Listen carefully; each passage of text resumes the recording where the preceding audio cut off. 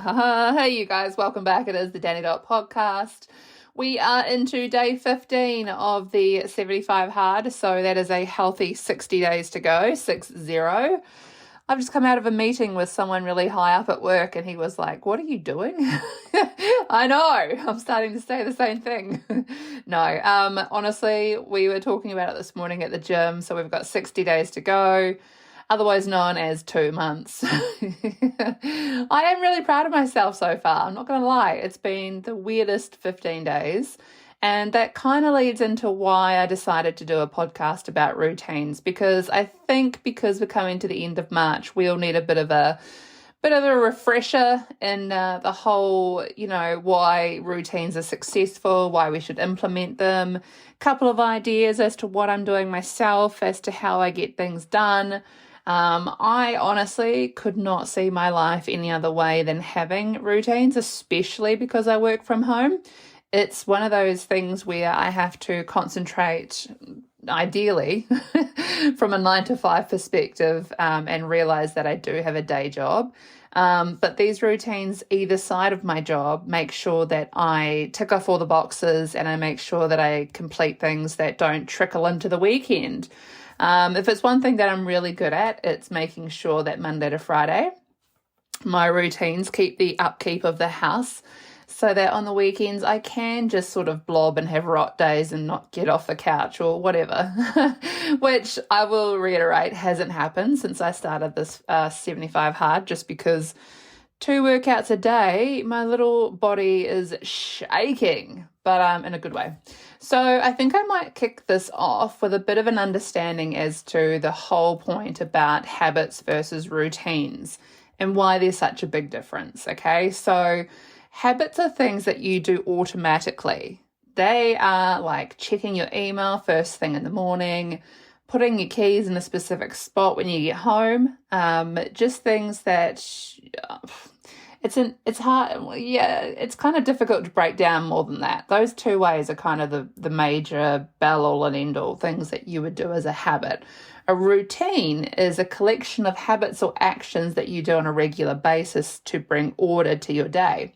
Check your emails and then write your to-do list as a way of getting the day started. So it's like a flow-on effect. And I am really big on, I feel like if I don't get things done in the morning, I don't get them done at all. So for me, I start my day by setting my alarm clock maybe 15 minutes earlier than maybe what's needed. So say if I was waking up at 6 a.m., I would set my alarm for 5:45 so that I was kind of already awake for the 6 a.m. alarm. Normally, on any given day, I would be appearing at the gym anywhere between 5:30 and 7:30 in the morning. It's not a big deal for me. I kind of find it quite easy to do. So I don't know, setting that sort of tone that you're going to get up 15 minutes early. And quite frankly, normally if the alarm goes off at 6, I normally have to pee and then I just wake up anyway. So sometimes it's just easier to wake yourself up 15 minutes before that happens. And also it's kind of one of those really great things for the mind. I do have a couple of people such as Richard Branson, who is the Virgin Group founder. He wakes up at 5:45 to kite surf. And that's his way of starting his routine, is a kite surf and a proper breakfast. The Pepsi CEO used to wake up at 4 a.m. to read emails before going to work no later than 7:30. The Twitter co-founder, Jack Dorsey, he gets up at 5:30 so that he can go for a 6-mile jog. No. I don't know. I saw this thing the other day about how we shouldn't be on our phones outside of work hours. Like if your work day is 8 till 4, you don't check emails, like even your own personal emails, until 8 a.m. to 4 p.m. I think it's really important that we don't let the actual work day drag out, but have those routines in place so that it's kind of easier to separate your work day from your own time. And getting up early for me, it just happens to be gym, shower, breakfast, news, work. I can't really say it more than simpler than that. And on my lunch breaks, my routine lately has been to have a lunch prepared from the weekend. Like, I've been really big on meal prep lately, so that my routine is to go for a walk, which has been really great. And it's got to be one of those things that I walk now because I want to, not because I have to. So it differentiates between halfway through the day and at the end of the day. I don't really care. However, this routine has not been one that I've been excited to do. But I don't know. It's just gradually changed into being such a really important part of my day. And even without the challenge, I'm laughing because I'm thinking, how am I going to shake this? Getting up early to go to the gym and to get myself organized before my workday starts, but then have a walk in the middle and at the end of the day is just, it makes me feel good. And yeah, look, I don't know how to shake that. So one of the big things about, having a routine is that even after work, when you have your own evening wind down routine, it's what you sort of start setting yourself out to do when it comes to cooking dinner. How did you even come up with the idea of having that for dinner? Being organized and having a meal plan to have that routine just streamlines everything. I've gotten my day to the point where it is so perfectly routined that there is so much free time, and I just thrive because of it. I don't know. I have no stress, and I'm really proud of that because it took me a long time to get there, and there was a lot of distractions and things that I didn't want to change. However, change was for the better.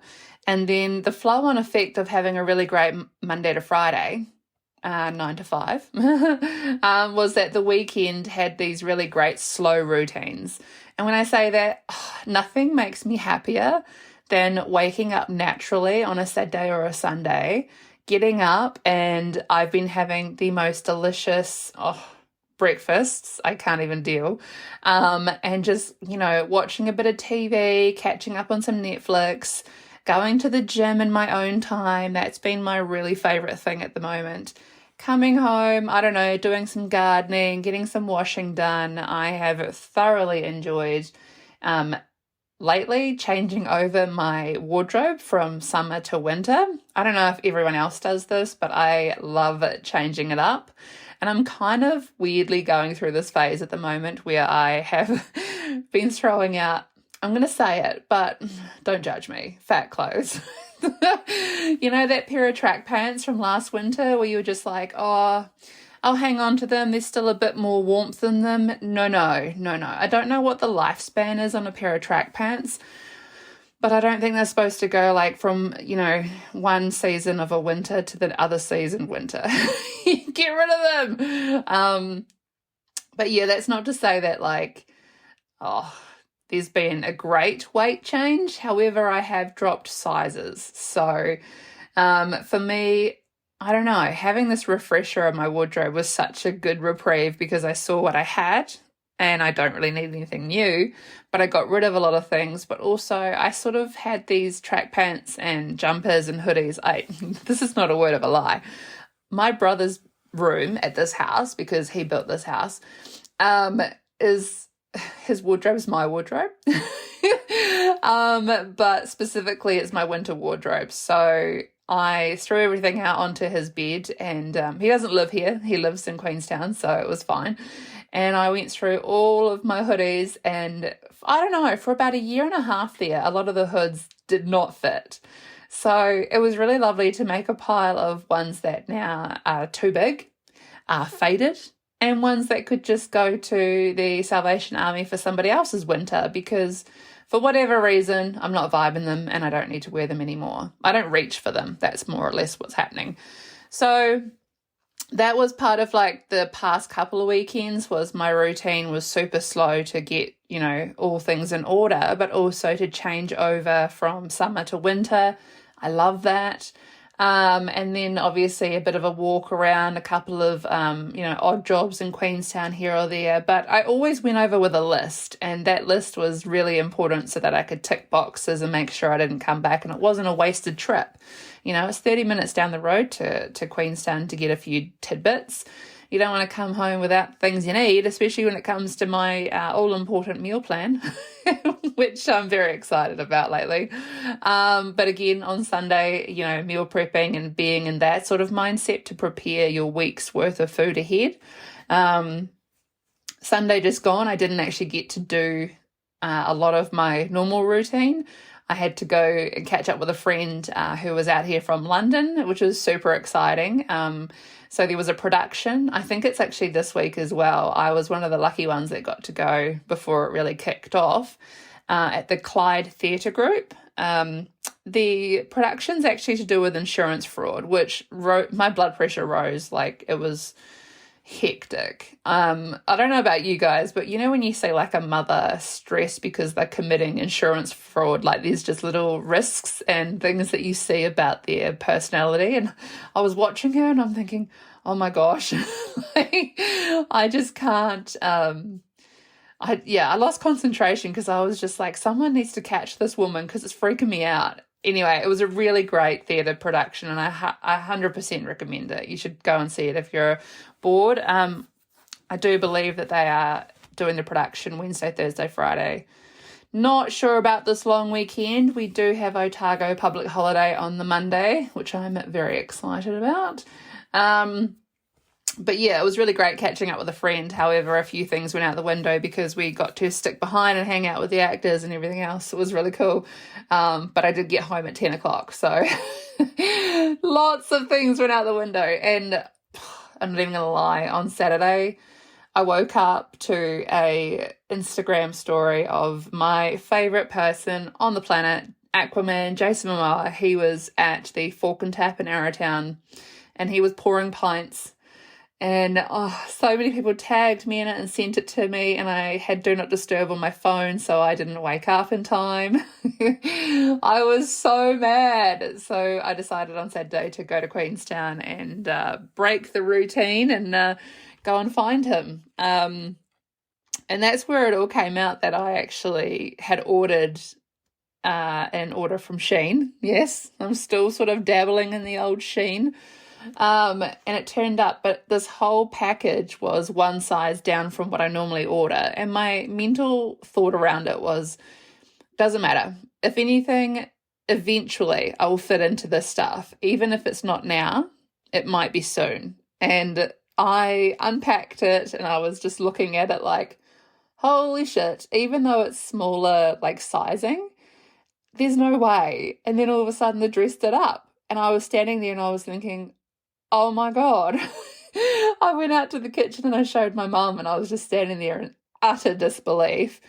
It wasn't that like any part of it looked terrible. It was just the dress I was wearing was very risque and cut out, and I am way more paler than I actually knew I was. So I was standing there like, just try and get past the fact that you are not tanned.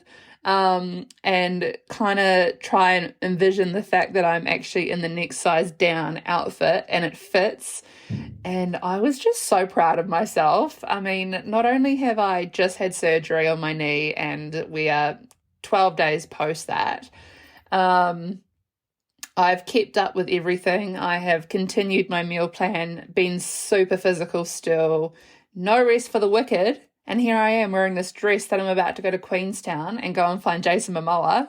Like, what was I thinking? I should have known that he would have gone out on like the Monday night. And I had so many messages when I was over there that my phone, I don't know if it's like a thing. Instagram does this quiet mode thing and everyone was messaging me like thoughts and ideas about where he would be, and I was running around town with a couple of friends. It was so fun. And then all of a sudden I was like, why is no one like giving us any updates? And I didn't even click that quiet mode had kicked in and I just wasn't seeing them. I wasn't going into the app. I had no notifications. But yeah, we did not find him Saturday, but the Warriors were playing, and that was a game of two halves, wasn't it? Jeez. But I felt really good, and that was the main thing. I was sober as all heck, and I have learned over this past weekend that my tolerance for drunk people, being not drunk myself, is very low. Like, I can't even, my patience, everything has just gone out the window. I cannot deal, and no, it's not a thing. But I talked to my trainer this morning about it, and she was like, you're going to have these types of situations that you may not choose to drink in, but you still have to be excited for other people's, drinking habits or partying ways or whatever. But the thing is that my mind has definitely gone in the other direction, where I'm like, all about the soft life. I don't even know. No, I do know. The thing is, I went on a walk about 2 hours ago, just around Cromwell, just around the laneways, the greenways, I don't even know what you call these things. And I was thinking about what I would be saying on this podcast and how it's only like 2 weeks in, but just what I have wanted to achieve myself, I am so far ahead of the game right now, and I am attracting just exactly what I want to attract. It's not anything major, but I feel really good. And I've told you a million times that I have wanted to do this, and it's so unreal to feel this good. It's kind of like whenever I've wanted to do this before, it's always been a half-assed attempt. I mean, doing the challenge is one thing, but to actually, the motions and all the stuff that comes with it, it's fire, and I love it. So there is just so many positives coming out of this. It's weird because, like, I know that I said to you guys, when I first started with my PT, my trainer, I was 8 days in or something, and I was like, if I feel this good at 8 days, I mean, I have had that trainer for 5 weeks now. We are in the 5th week. We've just changed up the whole gym plan and meal plan and everything, and it's like everything on my body is hurting. But these types of things don't matter because, I don't know, my mental health is just absolutely on point. I am attracting these really weird vibrations of things. And look, the thing with the Jason Momoa hunt around Queenstown, I 100%, if anything else, would have been like, nah, why would I want to be sober and out past midnight looking for a bloke, rah-de-rah-de-rah. The thing was, I had so much energy because I was getting like so much out of that. And it was far more than it was draining me. Like my whole health was just like, I don't know, I was thriving. We were running around. I was so excited that we might possibly bump into him. And I met some really crazy fun people that were just like, you're doing what? And the weird thing is that past bouncers that I've been friends with through my whole 20s of being in Queenstown, they were messaging me, and then there was lots of people's ideas, and I was just, I don't know, I felt like I was on The Amazing Race. But then I started to call Jason Waldo, and then everything went to shit because when you're not drunk and you're yelling out like, where's Waldo? People think you're a bit crazy. But yeah, a friend of mine said to me, you were definitely going out more than it was draining you. And that's why you were able to continue going on and on and on. Like, I didn't want to sleep. I was like buzzing. I mean, my mum particularly said to me, I'm not coming over to Queenstown with you to go find him because odds are if I'm with you, you won't find him because you always see famous people when you're by yourself. And I was like, oh, come on, join the tribe. There's heaps of us going to go do it. I don't even know where it even came from. I was lying in bed that Saturday morning and they were just, we're just going to book a hotel room. And I was like, no, I'm sober. I can drive you all home, rah-de-rah. We can just like, do whatever. No, it turned into a whole thing. So that was my fabulous experience on a random Saturday running around looking for a celebrity that I didn't find. But yeah, anyway, back to the routine stuff. So how do we build a daily routine for a productive day? So as say, I really want you all to sort of kick into gear, waking up a little bit earlier than when your alarm is actually set up. I want you to start slow. Even if you're not an early riser, try it. Gradually increase the time before your alarm should sort of go off, just to get the right foot in the door that morning. And, it's such a big change, but you will benefit from it. It's not going to be easy for us here in the South Island of New Zealand because winter is approaching. It's dark. I get it. But there's so many things that could happen before you start your 9 to 5 or whatever that you should probably be doing. And the next step is to obviously move your body. So if you're going to be getting up earlier, what for? Are you going to go to the gym? Are you going to go for a walk? Are you going to go for a run? I want you to sort of pick your preferred activity. So a lot of people I know do yoga and Pilates and slow moving, nourishing things. You just need to pick something that you'll look forward to doing, because then it means, you're waking up earlier and you get to do this body movement and you enjoy doing it. Also, side note, I want you all to make everything accessible. So prepare the gear that you're going to wear the next morning, the night before, so that everything's easier.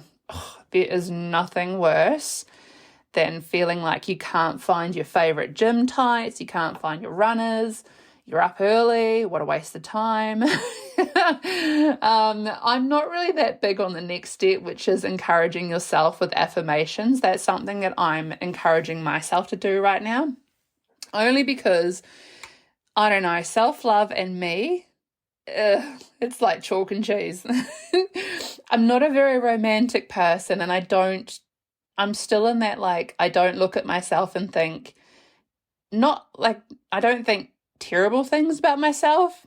I'm sort of still disappointed in myself, if that makes sense. So if you're one of those people that likes to start the day with a positive affirmation about yourself, having an affirmation that can serve as a quick go-to during your morning routine is super helpful. And so something someone said to me the other day was that you should start your morning with, "Today is a new morning and I am the author of my own story." Or you could go down the path of, "I attract supportive energy and I make room for what truly matters." That's two super simple affirmations that you could actually, start to feel good about. Only you can know what will inspire you to help feel more positive about the day ahead. I want you to say them out loud. Verbally state your affirmation and focus on each word to feel the impact deeply. And then obviously there is a lot of people that do a lot of mindful affirmations and meditations. If you're really into that whole, sitting and thinking in silence, find a quiet spot. It could be anywhere from your living room to your car, even when you're in the shower. Focus on your breathing and breathe mindfully so that you can calm your nervous system and reduce the stress around you. You could even layer the experience, for example, focused on your breath while you're sipping your coffee and listening to a podcast or, the morning music. If you are carefully crafting your morning routine and incorporating all of these elements, you're setting yourself up for a day that's not just productive, but it's also joyful and balanced.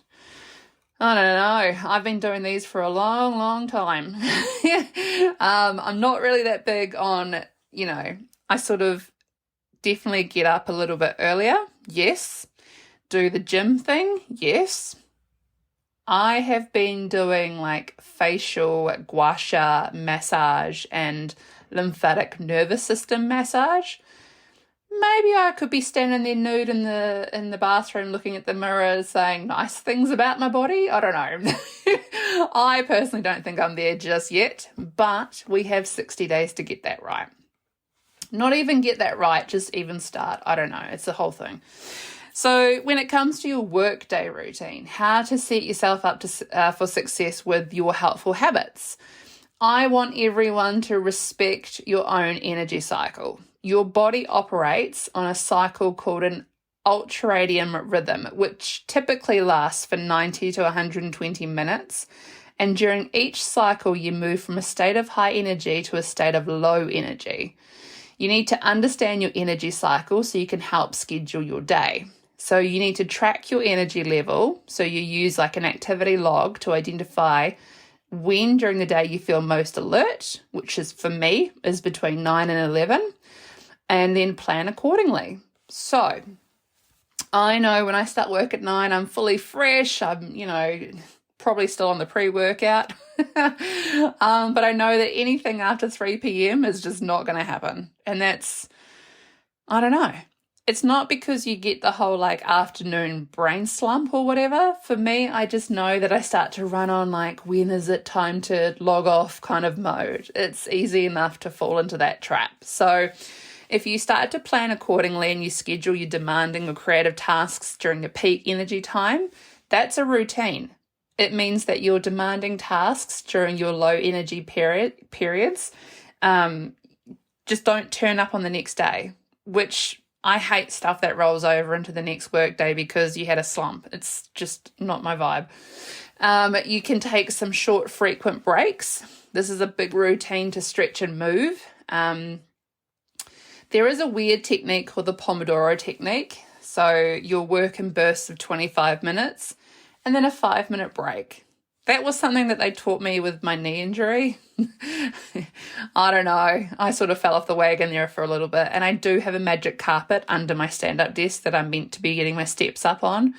But it's one of those things that I lose track of time and all of a sudden I've been walking for an hour and I didn't even know it. And I've set the alarms. I just might get a phone call and then the wheels come off. The wheels come off. But anyway. The evening routine is my really important one, to create the wind down routine of your dreams. I have said this time and time again, and I probably, scream it till it's black and blue to my mum. Make a to-do list for the next day. Offload from your brain. It's so important to go to bed with a clear head. I can't even deal. And the thing is so many times we go to bed and our mind is ticking, and I always say to anyone that's having sleeping problems, if you go to bed and within half an hour you do not fall asleep, you need to get up, sit on the edge of the bed, reset, think about what is on your mind, maybe write it down or just, shake it off, have a drink of water. For me, I'm one of those people that if I haven't had magnesium tablets before bed, like I don't sleep and I don't know why. They're not even sleep magnesium tablets. I can't work it out. And then you reset and you get back into bed and you kind of, I don't know, the second time round, it's kind of like a weird training technique where you would just fall asleep. I don't know why the first time you try and go to sleep and you can't doesn't work. But for me, the second time, if I'm still awake after half an hour, I will always get up, reset, go back into bed, and then I fall asleep. I don't know, it's weird. But also a big component of this is to practice good sleep hygiene. We do underestimate the power of a good bedtime routine. It is not just a series of tasks that you can perform before hitting the sack. You need to detach from your busy day, slow down, and get used to having a restful mindset. So if you implement gentle mindful practices, yoga, stretching, mindfulness, meditation, sometimes the extreme of having a hot bath, which I don't really know anyone that has baths anymore. These are sort of slow ways that you can get your body ready to settle in, and you need to keep it simple. So for me, I definitely have one of those shower moments where I can't go to bed unless I've had a shower. Even if I've crawled in at 3 a.m. after a nightclub, I will not go to bed unless I've had a shower. However, lately that's been a lot different. I've been going to bed when it's single digits, like 8, 9 p.m. But I do. I take my makeup off. I have a hot steamy shower. I use the most delicious body wash, which I know Elizabeth Taylor once said that you should not spend money on shower gel because it essentially goes down the drain. But there's just something so delicious about a good shower gel. And I'm so terrible, you guys. I'm going to be honest. I have a morning shower gel and a nighttime shower gel. And that's only because morning one after the gym is all like citrus and zing and like, I don't know, crazy, I would say like Hawaiian pina colada kind of smells, whereas the nighttime one has got chamomile and lavender and just weird sleepy smells. But that is how I settle in, and I'm really good and quick at falling asleep. Like, you could vacuum around me and I won't even wake up. So or you could start to organize yourself to have meditation before bed. You need to aim for 8 hours of sleep. This is a routine thing. Once you start with, putting all the components together, it's easy. I would average easy 7 to 9 hours of sleep.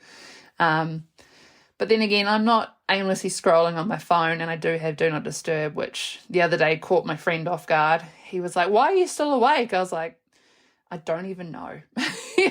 Because Do Not Disturb was on, and I actually saw his message, and I was just sitting there like, sorry, I'm asleep, I promise. Because when you have friends in other countries, it's easy enough to be like ahead in time. 10 o'clock here, 7 o'clock there. And I love it, because to me, I get to wake up to all these messages from all my friends, and I've had great nights out, or someone's cooked something for tea, and I'm like, mate, I was asleep. It was 10:30 New Zealand time, and you were just cooking dinner at 7:30. But it works. But anyway, so there are some massive benefits of having these routines. I want you to have maximum productivity, goals that are achieved, improved mental health, and I don't know. It's just a reminder that all these kinds of things, if you put them all together and don't ever think for a second that this is going to be something that you know how to do from the start.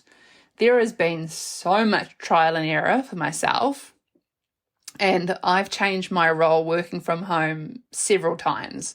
So different roles mean that my productivity has to peak at different times. So I need to obviously get my work day done first and foremost. However, the times either side of that routine is a reflection of my workday. And I'm really proud of that, but it works for me. I just want to remind you there are things to help you get that productivity up and improve heaps of things. But anyway, where are we at with the old 75 hard? Oh, She's pained. She's got a few pains, I'm not going to lie. I was on the assault bike yesterday, and it was something so minor, I had to get to 20 calories on the assault bike, the one with the arms that go as well as you pedaling. And bear in mind, just had the knee surgery, and there's still a heap of tension on that bike. Well, last night I went to go to the toilet and I almost fell down when I got out of bed. That is the sign that you've had a bloody good workout, when you just fall to shit and you think that you're doing really well, and like things aren't, you got to lift something up and you're like, well, that wasn't heavy, but that was heavy, 5 weeks ago. Well, I don't know. Lately I've been just really proud of myself, because the compound exercise movements that I've been doing is just so crazy, and I'm so proud of my trainer. She's amazing. We have these really great in-depth chats all the time, and sometimes I stop and she's like, "What are you stopping for?" I'm like, "Oh, we were talking." But no, and actually I got to have a ladies' lunch last Wednesday at Amigos here in Cromwell, which is this weird Mexican restaurant where things on the menu are in not English at the best of times. But I was actually running late for it, and I was kind of like just a little bit nervous, because A, I didn't know who was going to it, and B, I don't know, it's kind of one of those scary things where you feel like you might overstep with different topics or whatever. And so I was only running 5 minutes late, and I ran up to the wee area where you enter the restaurant, and the wee chickie there says, "Are you here for the ladies' lunch?" And I was like, "Yep, I don't know any of those people at that table." And she was like, "Well, that's the table for you." There was about, I think there was like 15, 16 females. And I just scooted in next to some lady, because I had to obviously keep my leg to the outside of the table I was barely bending the knee at this stage. And this chick randomly just looked at me and she went, "Oh my God, you're that girl that works out in the gym every morning." And wow. And I was like, uh-oh, yeah, that's me. And we had this really great chat. And turns out she took on my personal trainer because I'm not going to say it was my lovely recommendation, but she is a star in what she does.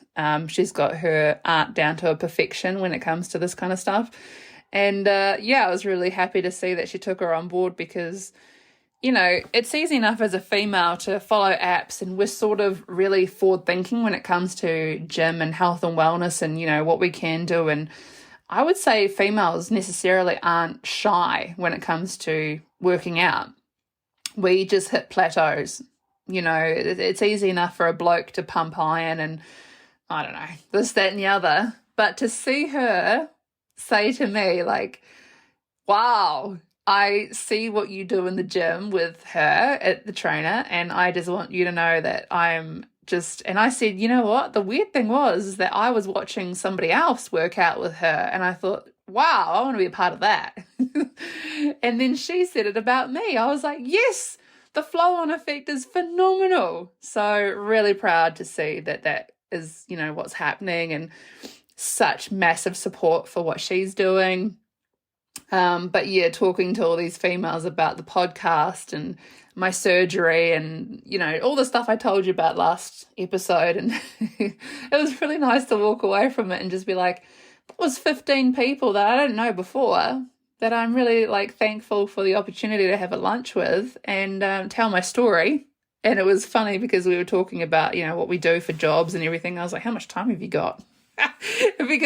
Not because my actual job's in depth or anything, but for everything else around it. You know, I am really proud of my podcast, and I am really proud of the digital marketing stuff, which, by the way, I've made some new purchases. I'm going to tell you that I'll buy and try, and then I'll talk to you about those recommendations a little bit later. But yeah, it's just been such a great year already that I am just, what next? Honestly, what next? I have my own goals for so many things, and everyone says, you know, don't put pressure on yourself, rah, rah, rah. I thrive in those kinds of conditions where there's like an outcome or, you know, a goal. And right now, I am just loving everything. There is not one aspect of what I'm doing in my routines, in my jobs. I'm just happy. And, you know, we've got the public holiday here in Otago on Monday. We've got a long weekend. I'm so happy. I actually have the house to myself, which is really exciting because that never happens. But I'm going to have like a rot day on either, you know, Saturday, Sunday or Monday where I just catch up on some junk TV, chill out, keep till the meal plan. No cheat meals here, bro. But yeah, just settle in because the weekend after is Easter, and I don't know if I've really touched on it here, but I have a massive fascination with aviation, and we have warbirds over Wanaka, and I think that last count there was just a little bit under 50 aircrafts coming to the central Otago region to do flyovers and whatnot. And back when I was working at the airport, the Queenstown airport, they were actually going to keep a couple of the jets overnight when they were coming over, and I was so excited. And I said to Mum a couple of days ago, the excitement's worn off a little bit just because, I don't know, I'm not working in aviation anymore and I've got so much else that's going on and rah-de-rah. And she says, oh, shut up. The second a plane flies over the house, you're going to just scream the doors down and try and get outside with your camera. I was like, I am who I am, Susan. So, yeah, look, I am very excited, and I was gifted a 3-day pass. So I am very thankful because I think all the ticket allocations are exhausted except general admission. So, yeah, we are going over, and I am quietly just frothing. I don't know what I can't even say any more about that. I'm just excited. And I'm a huge aviation geek. My best mate, he is a pilot. And we bounce ideas off each other. I sent him the aircrafts this morning that were going to be here, and he was getting excited over I don't know. He kind of likes all the weird ones that I'm like, what the heck are you talking about? Anyway, I do have a weird fascination for the N90 helicopters. They're the ones that like the military men jump out of that don't have doors. But I am very excited to get to Hawaii in 60-something days and see, obviously they do have their own bits and pieces for the Navy and the Army and whatnot. I do remember when I was there in 2015, the old Tinder. I think I was on Tinder, maybe it was my friend's Tinder. There was some really weird army base thing that we were near, and they were doing really cool practices of this, that, and the other with different aircrafts. I was on holiday and I was like, oh my God.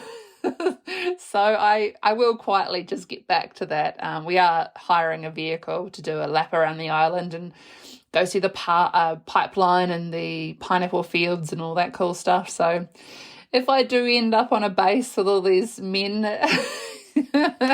no, honestly, I'm fine.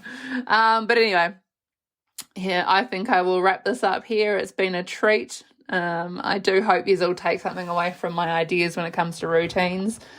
I have an actual list of topics. It was hard last year because I had a lot of brain fog, I had an injury, I had stuff in my private life that was going on. But for some reason, the clarity and the stuff that I want to talk about and discuss and brainstorm and, just tell stories about, the list is almost on the second page of an A4 at the moment. And that makes me happy because that just means that I have this really great support network and a really great podcasting community that are engaging and giving me ideas, but also making me feel like we can talk about anything. I'm kind of thinking I should talk about my experiences with flatmates next. There was a lot of fun shit that came out of my flatting days, and I don't know. I don't think I've really talked about it too much, and it's something different because a lot of people are, actually, you know what? Someone said to me the other day, where's your podcast locations?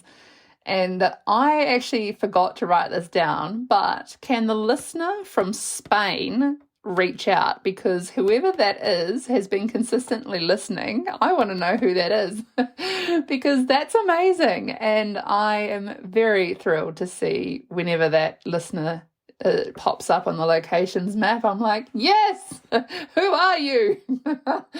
But also the actual age of who's listening to the pod is kind of past the flatting age, if that makes sense. But yeah, I think it would be great to sort of touch on and just talk about my experiences in that. I hated it. Ask anyone. Ask my workers that used to work with me back at the Vodafone store in Queenstown when my mum left to move to Sydney, and how much of a piece of shit I fell to once she left. I didn't know how to do anything. I had to go flatting and I didn't want to. It was terrible. But what came out of it? Amazing. Anyway, on that note, hope you guys have a really great long weekend for the people that are in Central Otago. And as always, what do I always say? I can't even think of my tagline anymore. I have so much on in my brain right now of like other stuff. No, I can't think of it. But just go and have fun. As always, Dani is just one of those characters who loves a good story. Reach out. You know where I am on the Instagram. I'm thinking about making a Facebook page just for a community because there is a lot of weird shit happening and I think you all should see it. Anyway, take care and all the best for the long weekend. Bye.